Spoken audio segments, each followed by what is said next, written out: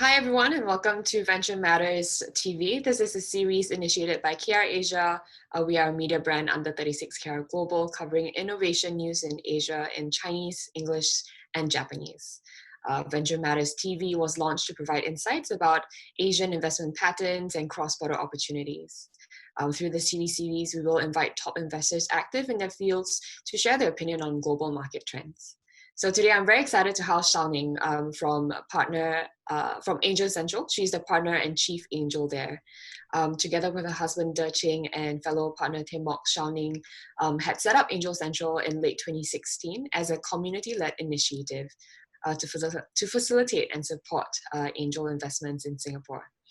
The community has grown exponentially since then and has raised more than $6 million for more than 30 startups. Shao Ning's own entrepreneurial start, got her own entrepreneurial start by founding AngelCentral as a fresh grad in 2000. As managing director and deputy group CEO of AngelCentral Group, which is now known as Career Builders Singapore, she grew it from a two-man company to a team of more than 150 and sold it in 2011 to the US market leader Career Builder. Could I please introduce Shao Ning to everyone? Hi, Shao Ning. Hi, good morning. Morning. For having me today. No problem, no problem. Could I just ask you to maybe give a quick introduction to yourself as well as AngelCentral to our audience? Okay, so you have really given a very detailed introduction. So that's pretty much what my resume looks like. I started as a .com founder from year 2000 when I was a fresh grad. When I just came back from the US and then I got bitten by the .com bug, right?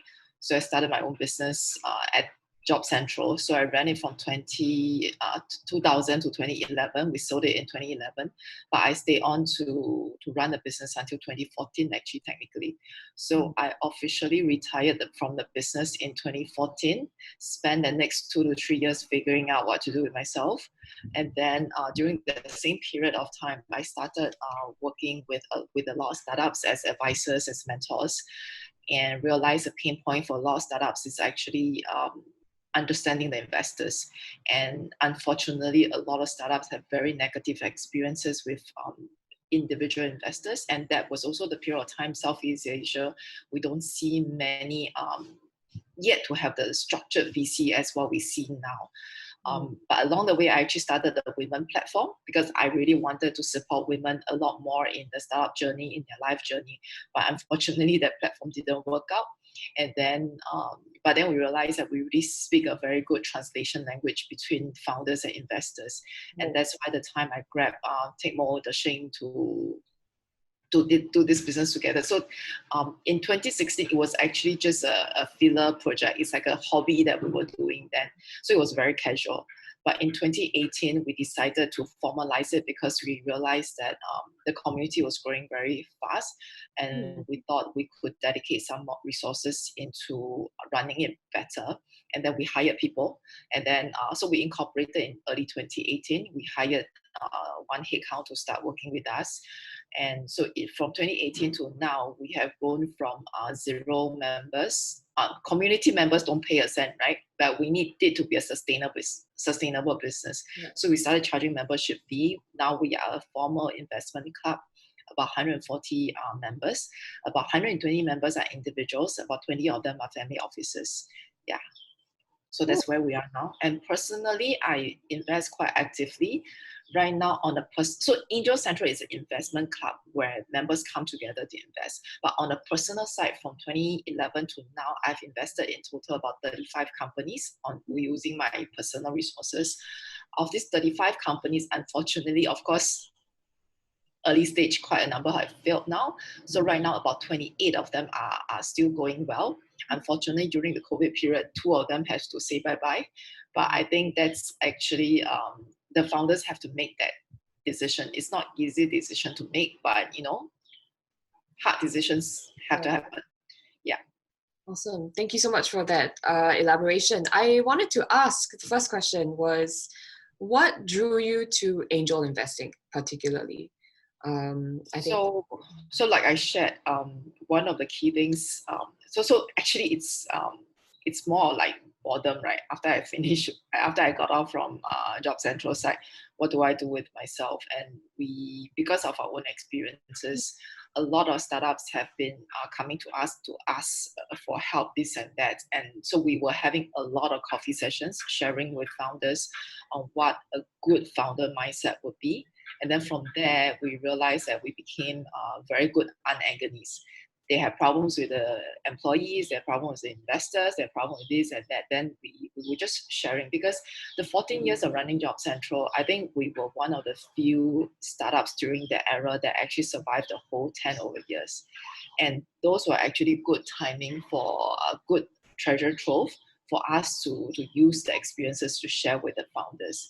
So from there, it led to start seeing some interesting stories, potentials in those founders, potential in those spaces, and we started investing. And from there, we learned about, dealing with startups. It's more like a been there, done that. And so now we change side of the table, and then we invest as a founder-centric investor. And from there, we start getting other angel investors actually curious about what we are doing, because we seem to be having a lot of fun, right? Our exits so far historically, 2 small exits, not very big exits yet, but I think one of the companies right now is in Series D, focus from raising from the US market. So it's both a learning journey. We have a lot of fun dealing with the founders, learning about their industries, and also at the same time, I felt that it's very much a pay it forward thing, right? It's what I can use from my own experiences in helping the young founders. Sometimes the young founders are not so young, so some of the founders could be older than me. Yeah.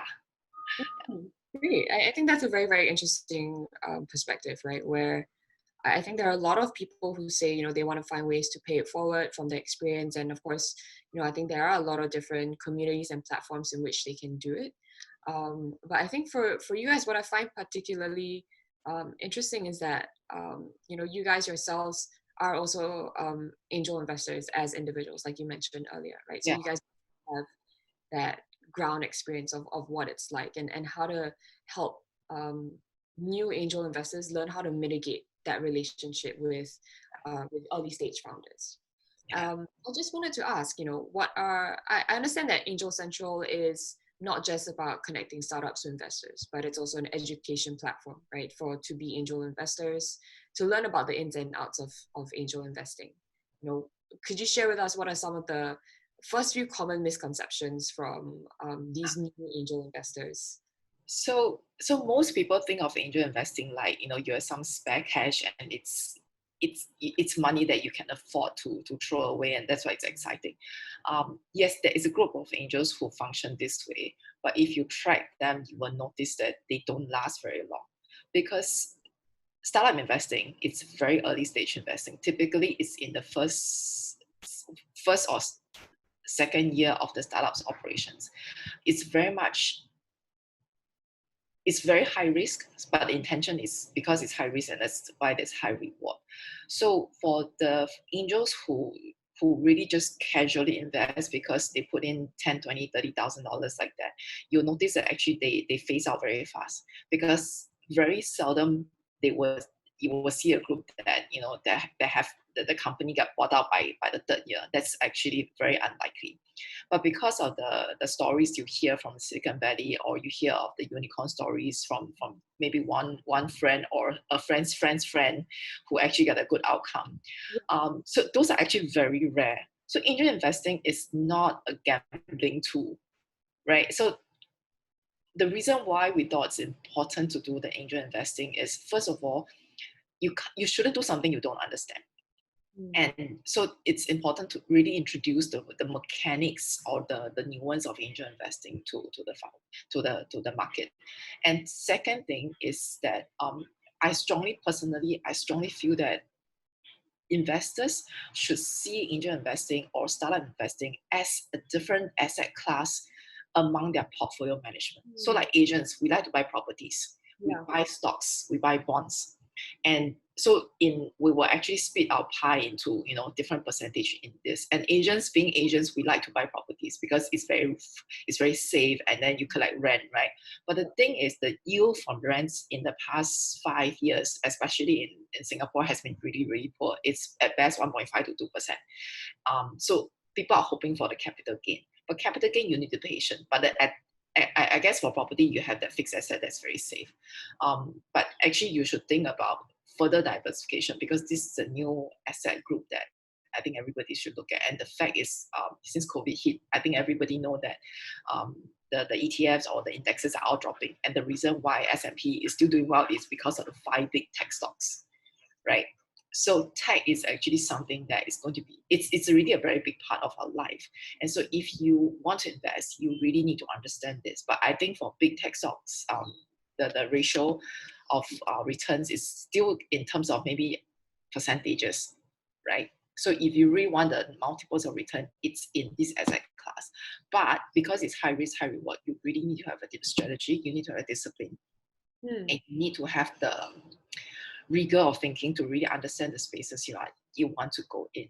Right. But of course, key is you must also have the cardio muscle resilience. You know, when you go through the up and down together with the founders, you must be able to go through that lah.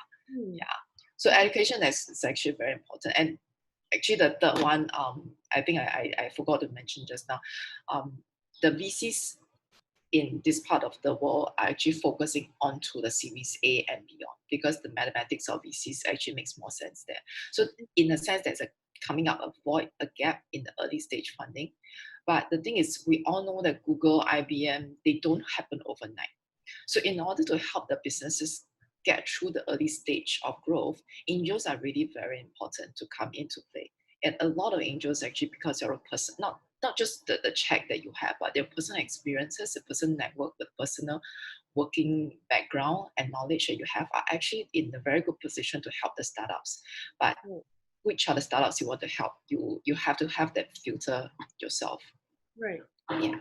So what are some of the tips you would share with new angel investors in terms of how do they go about picking up the knowledge to help them discern between founders and between startups, and how do you communicate with them, how much of a risk appetite they should actually have? Towards the angels? Yes, towards like new angels.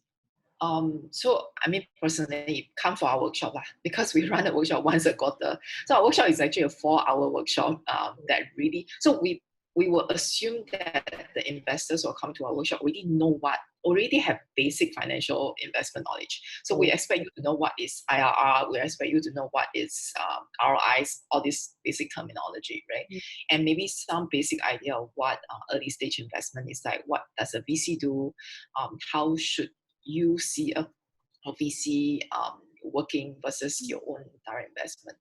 Then join us for these 4 hours where we talk about the mindsets, we talk about how we work with the founders, we talk about how we deal source, we talk about how we evaluate. So it's and the key thing that we emphasize a lot is portfolio design, and how should you design your own pie, so that you know how much you will put into properties, how much you put into bonds and equities, and then how much you put into early stage investment. So it's actually quite a, and then we show case studies on how we evaluate companies, and then what our lessons, right? So my first lesson of $300,000 investment, that totally went down the drain, and that was because I didn't have a good bite-sized management discipline. Right. So it's part of it is more like go with people that you know who have done it for a while and have done it quite in a quite professional manner. So you learn in that sense. And also the other thing is actually they should make themselves more known in the founder environment, especially in sectors that's relevant for their own functional skills or in their own working space. So I think a lot of, and that's why also a lot of the existing angels are actually more from the tech spaces, because they see more. So they have natural deal flow that fall on their lap, right? But the thing is, from an angel's point of view, part of within the angel portfolio, you need to diversify as well. You can't have your 10 cases all on telemedicine if you're a doctor, right? It just doesn't make sense. So you need to broaden your base. But you start with where you're comfortable with, because then at least from your own personal knowledge, you know how to evaluate. Yeah. Interesting. And earlier you mentioned, I mean, that angel investing is something that's very founder centric as well, right? And you know, angel investors need to also be able to sit through the highs and lows with the founders. So I'm just curious to know, because I understand that VCs can also get very hands-on, right? How involved do angel investors usually get with the founders and with the startups um, that they invest in? I mean, earlier you mentioned that they do, of course, you know, bring in their own context and their own expertise. But how do they structure the relationship and the communication between the investor and the startup? I would say that that is something that between the founder and the angel, they have to work out, because you have different working style, right? So ideally, the founders do not go for an angel just because of the check, right? But sometimes that could be the case. So if it's just a check, then I would say that take it as a passive investor, and then you reach out when you need to.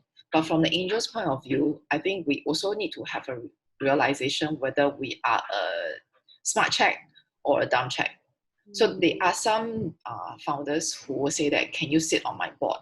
And then when that request comes, I would always say that, okay, I will always have to reflect, right? First of all, I know I'm useful for the founders in the first 18 months when they're starting up. But beyond that, if the founder is in a space that doesn't overlap with my professional experience, I don't know how relevant I'm going to be beyond 18 months. So I will tell them that I can sit for the first 18 months, but then beyond that, you probably, I'm no use to you. Right? So it really depends on, you need to have the realization, plus the founder need to have the realization. The worst case will be an angel who say that I want to be on your board, but the thing is, my background, if let's say I'm a doctor, but you are in marketplace, e-commerce, unless your e-commerce specialized in medical supplies, right? So you want to see that there's alignment and relevancy. So it's awareness plus relevancy. But of course, that conversation is very hard. Like if I'm the founder and I'm in marketplace, but my doctor wants to sit on my board, how do I manage that? So actually, sometimes that conversation is also a test of the founder's ability to manage different profile of people, right? And it's actually something that we try to get a sense of when we observe, when we do due diligence. So just now you mentioned angel investing is very founder-centric. So we try to get a sense of the founders, whether they have the different sets of abilities that you will see a business will need. Say it comes to year 5 of the business. Can you see this founder going beyond that? Right. So you're trying to get a sense whether they're coachable, whether they're willing to learn. So there are some founders, because maybe the background is more developed, then you will feel that they're always sitting on a high horse, and you feel that they can't come down. If you think that they cannot come down from a high horse, then I would say that personally, no matter how attractive the space is, no matter how attractive the deal term is, I will just say, let's keep in touch. Right. Okay, I understand. Yeah. So really is, how do I say, building a community in a sense, right, through education, not just from the investor side, but the founder's perspective as well. Learning how to manage that investor relation aspect, and yeah, I think I think that is a space, right, for early stage startups that's not been talked about enough, and there's not enough information as well for both parties. I think it's actually getting better. There's a lot of conversations between these two groups, but there is somehow this, I would say there's still a little bit of a misstep of alignment, right? It's not totally aligned. So because of the situation in the US, and US being the biggest market for angel investing, their environment is very different from ours. Because of the Jobs Act, because of the way the market is set up, and because of the way SEC has a special arrangement for such early stage investing, they are a lot more liberal compared to the rest of the world. So in a sense, people only see the outcome. They didn't see the reason why. To give a concrete example, in the US, you can just put in $1,000, $2,000, $5,000. $5,000 is considered a big check for early angel investing. But that cannot work in this part of the world because the Jobs Act allow them to work this way. But taking Singapore, for example, each company can have maximum 49 investors on their cap table because of the AQUA requirement, because of the Companies Act. So imagine $5,000, just using the highest check from the US Angels point of view. $5,000, let's say I use up 30 slots on my cap table. How much is that? It's not going to be enough. And then the startup probably need to have round 2 and round 3. Your 49 slots is not going to be enough. And that's why you work backwards. Usually minimum check sizes from Singapore-based startups, it will be minimum 50 to 100,000. So circumstances are different, and also appetites are also different, right? In the US, because domestic market is huge. So honestly, and even in China, domestic market is huge. No matter what space you're in, your hinterland is a lot for your domestic space. But in Singapore, we actually can't do that. So a lot of evaluation technique you got to switch, you got to adapt. And at the same time, founders also need to realize that over there, because the check sizes are smaller, some angels, we're not talking about super angels, we're talking about normal angels. Their risk appetite could be a lot higher because, bluntly, writing off $5,000 is not as painful as writing off $50,000. So a lot of angels in the West, they are very comfortable writing checks at the back of an idea. But for here, $50,000 for an idea, it's not very likely. And that's why we look for a lot more traction. We look for a lot more execution. And we look for a lot more possible potential. It's not like, like literally at the back of the napkin, you say this is going to work and then that's going to work. We want to see a lot more traction. And that's why people say that for Asian angels, we're a lot more risk averse because we want to see more numbers, we want to see more traction, we want to see actual revenue. It's because of a lot of the structural difference. And the other thing just now you mentioned about misconception is a lot of founders actually feel that angels are very biased. They only want to invest in tech business. It's actually not because of tech business. We are looking for business that can scale. And technology, in a sense, is a big part of our life. So if you cannot adopt technology to support your scalability, you're not in a space that is going to be very attractive. And this part is, in a sense, in my personal gripe, because some founders will say that, why don't you just invest me in your angel anyway? I'm like, did my money grow on trees and then just drop down on my lap or something? It doesn't happen that way because money is still money. It's still hard-earned money. And if I really want to donate money, I think I will have a donation bucket that I'm using, not in my investment bucket. So the idea is, I want to put it across. I think it's really not nobody owes you a living, right? When you want to convince people to invest in you, you need to understand the investment mindset. It's still a reward-seeking mindset. It's not a charity mindset. So some of the founders, when they think of it this way, it's a little disturbing. But the other thing that I would also want to encourage people to think about is that founders, you not necessarily need to go for investment in order to make sure your business work. Investment is just one way of financing, right? There are different ways to find financing for your business. And yes, at early stage business, it's a lot harder to find financing, but it's actually a way to test yourself do you really have what it takes to find financing? Go back to business from the 60s and 70s. There's no VC. They figure their way out, right? So actually, think about it, angel investing is investing in SME. It's actually just investing in a business. It's just that angel investing is a term that got coined in the past 10, 15 years because maybe it sounds more interesting, and then I like to have a pair of wings then to be visualized together with it. But it's actually just SME investing. And it's just one way for certain set of investors to invest beyond their usual asset classes. Right. And from the founder's point of view, it's really just finding people who can be aligned with you in terms of vision, in terms of ideologies, to work with you. Yeah, Right. it's not the different kinds of investors. The mindsets you have to understand, but really think of it just as financing. Yeah. Right. On the point of inculcating the mindset, right, um, of of the investor, and also I think finding how would I say, contributing to developing a different culture of entrepreneurship, and developing the local ecosystem, maybe in Singapore or even in Southeast Asia. Yeah. What role does angel investing? Do you think what role does angel investing play in that? I think it's the role is really helping the small businesses cross the valley of death.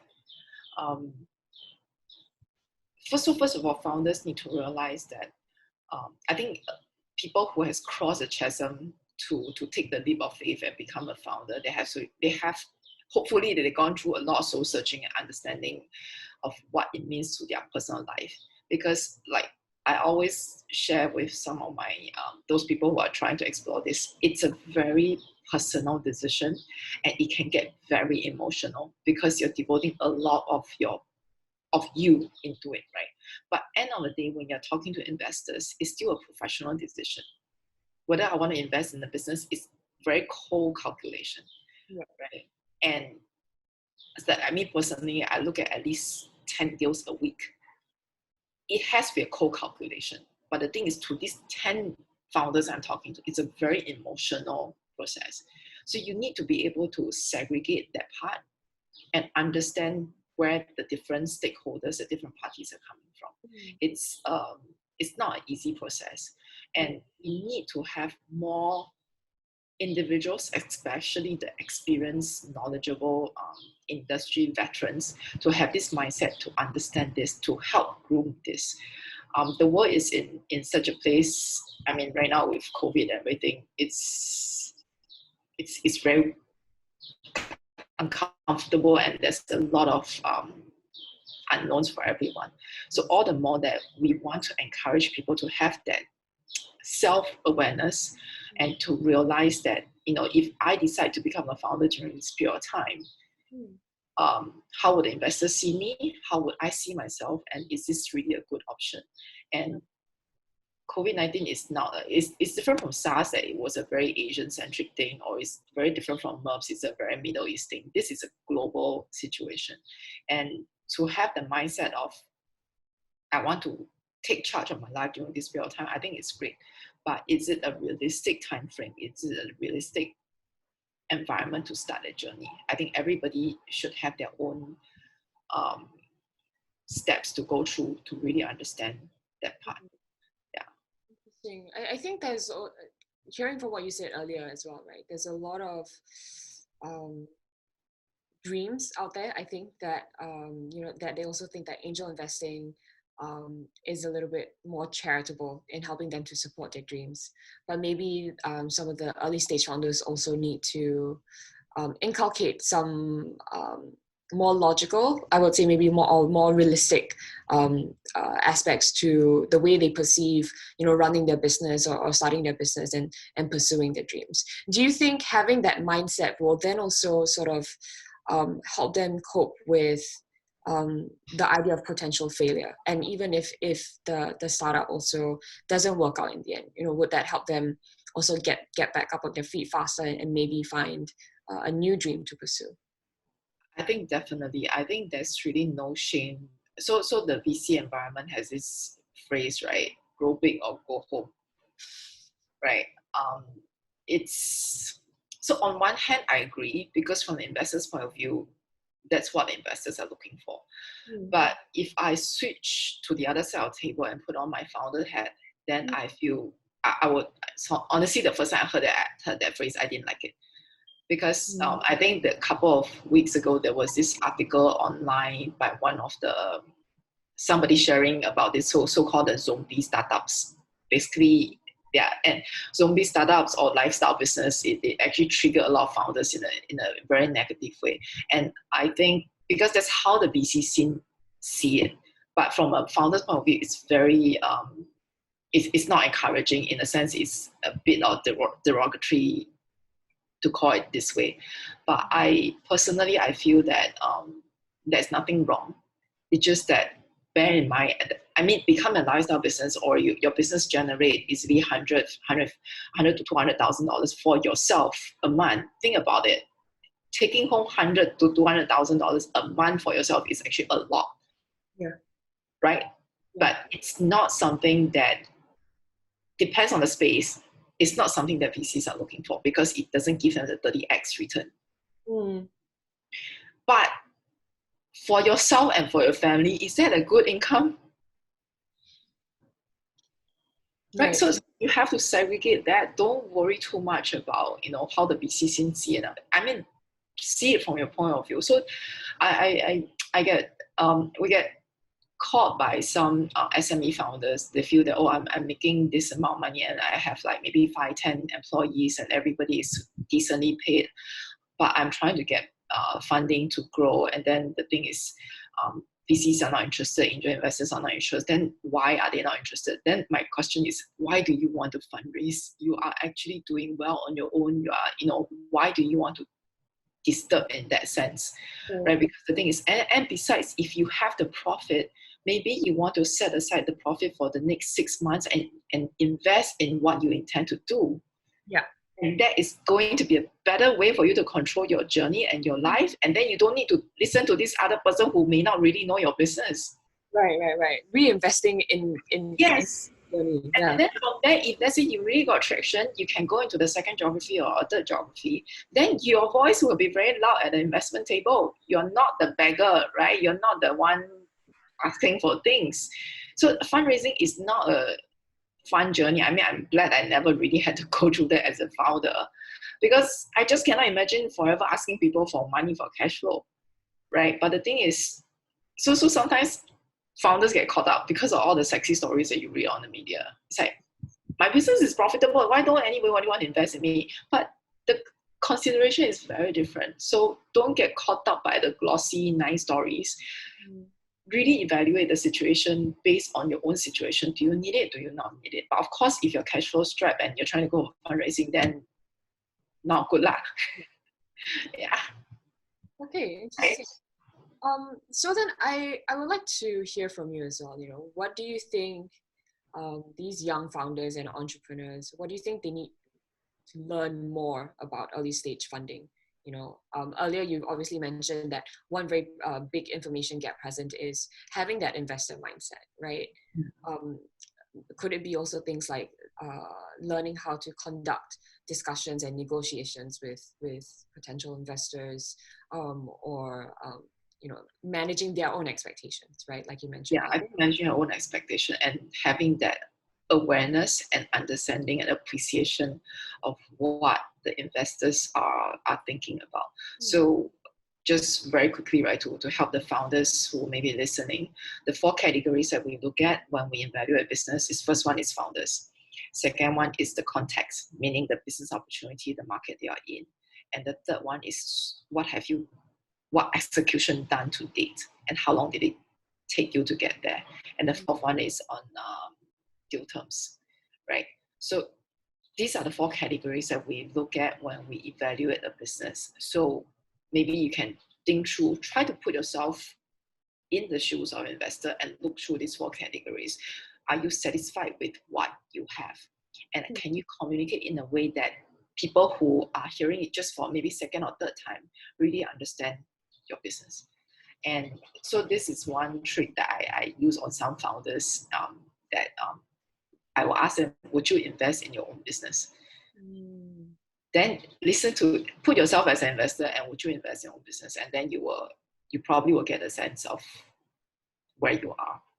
Because interestingly, so when I started in 1999, first thing that we thought of was I take out my savings. Right? I worked for 7-8 months in IBM. My savings from my salaries, I put in my money. But interestingly, not a lot of founders like, no, I will get investment, then I start. So the thing is, if you're not willing to risk your own money, why would somebody else do? Right. right? So the argument is I'm risking my time now, but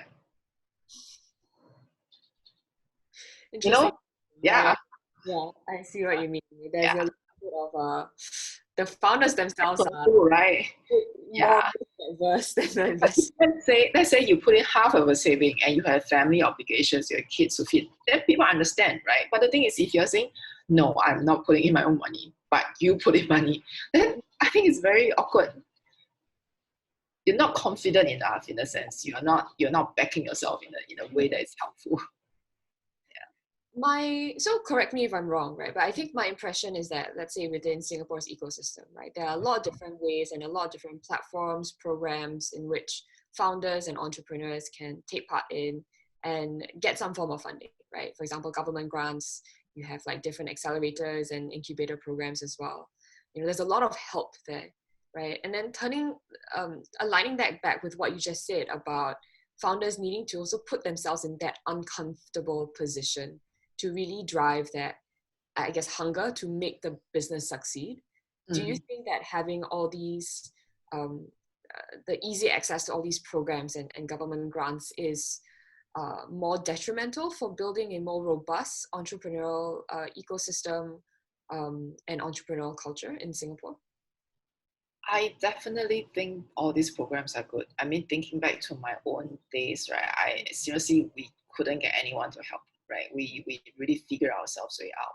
Mm. Um, I definitely are for all these programs, but I think it really requires a lot more self-awareness. The founders need to be a lot more reflective to really know where you're getting yourself into. I mean, the phrase "getting yourself into" sounds like really damn drama, but the thing is, it's really that's why I say it's a very emotional journey, Yeah. and nobody can tell you what to do with your life by yourself.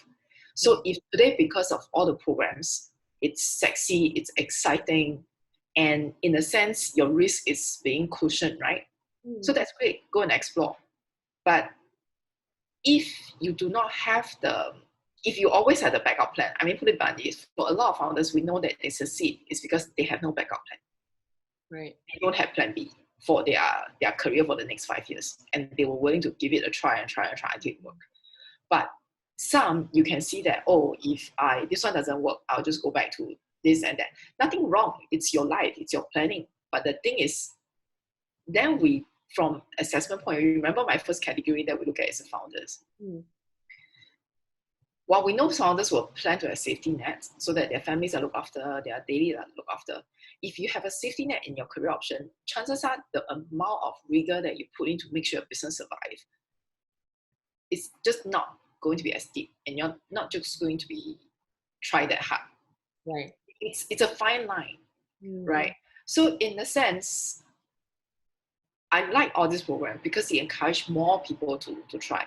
Right. But on the flip side is it actually discourage the deep thinking that you need to have.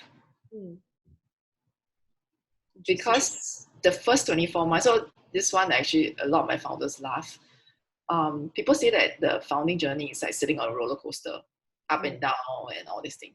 But I actually don't think it's a roller coaster. I think it's riding a submarine. Submarine is down under. It's totally pitch dark. You don't know where to go. And if you study physics, you know that down in the deep sea, your pressure comes from top, down, left, right, all direction. So if you don't know where to go, you're just there. Right. Roller coaster, there's a track. Yeah. It's pushed along. Yeah. Submarine, no track. You don't know where to go.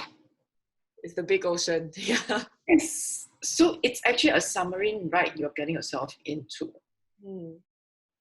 And if you never thought through how to handle the pressure and what kind of resources you need for everything, you're just going to be down there on your own. And if you don't have the personal drive, personal buoyancy to come out to breathe, you'll run out of oxygen very fast. Right. So you need to have that awareness inside you. There's no one to tell you.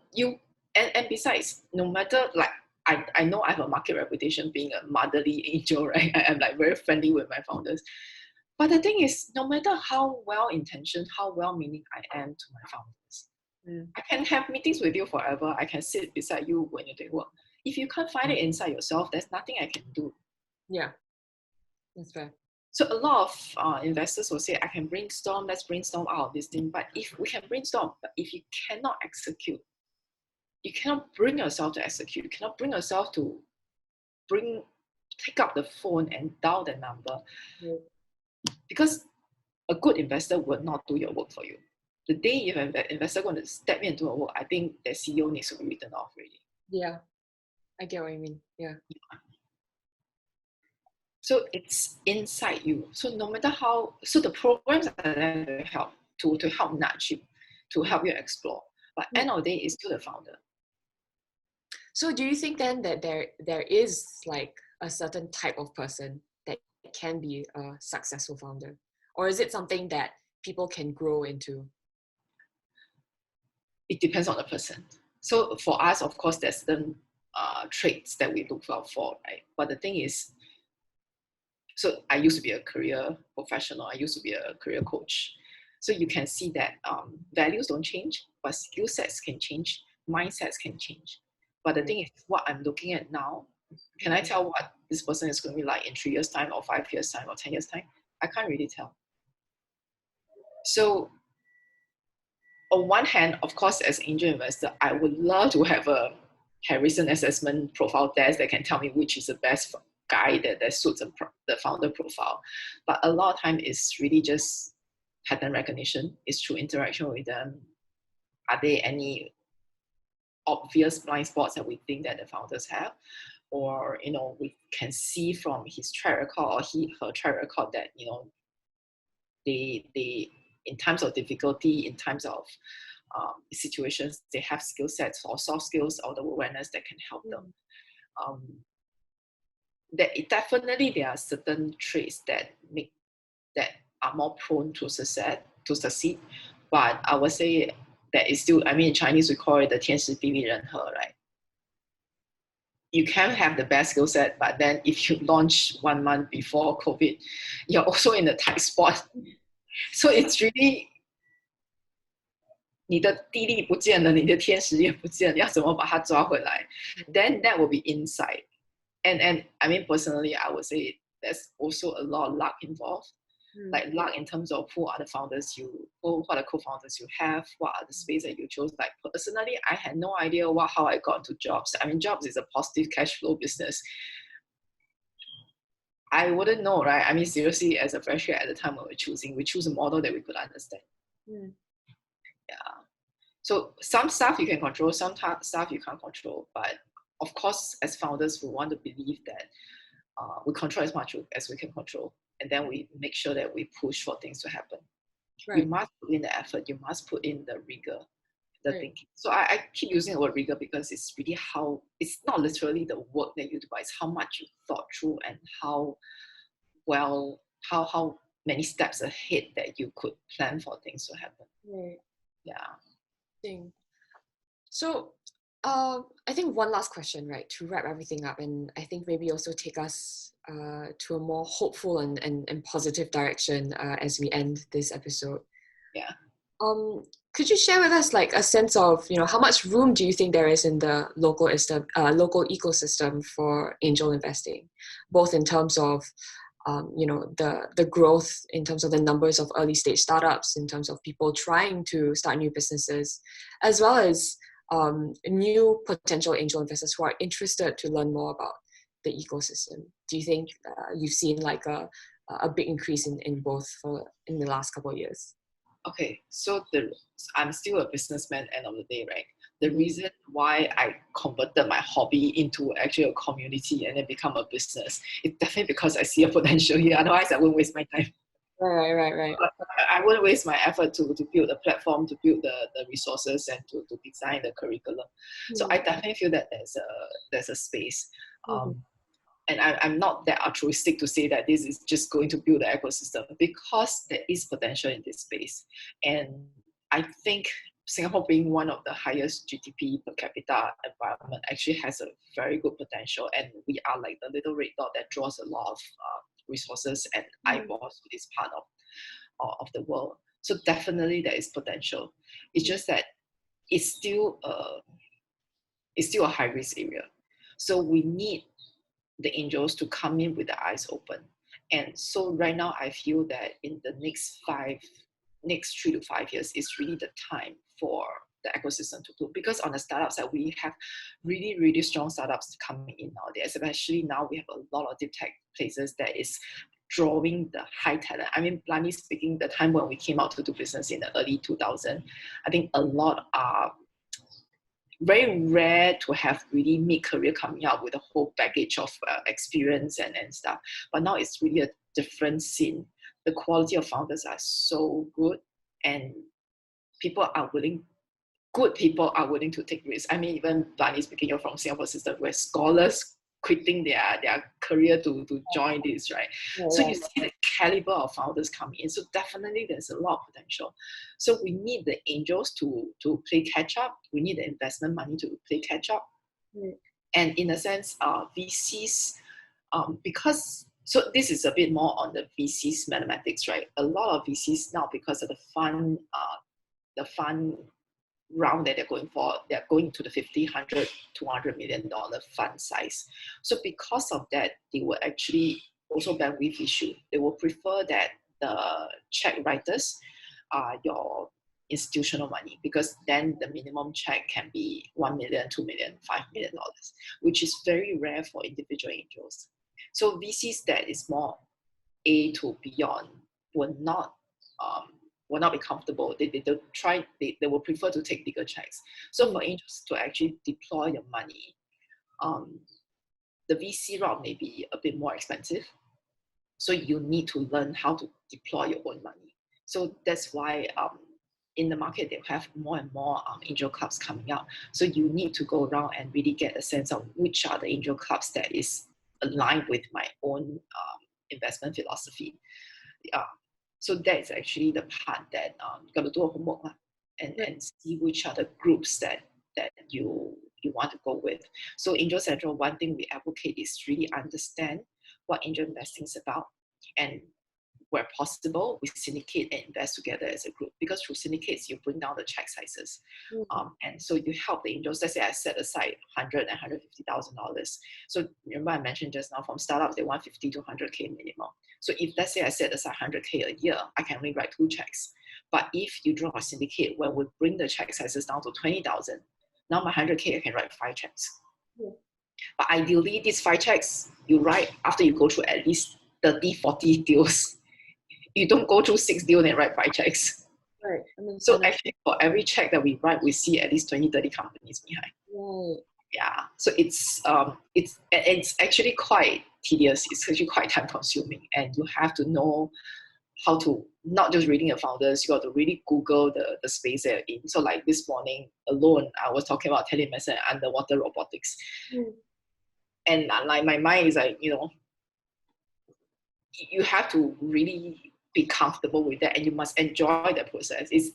I mean, for me, it's very fun because you're learning a lot of things, but you must be comfortable with that. Yeah. You must be prepared for that also.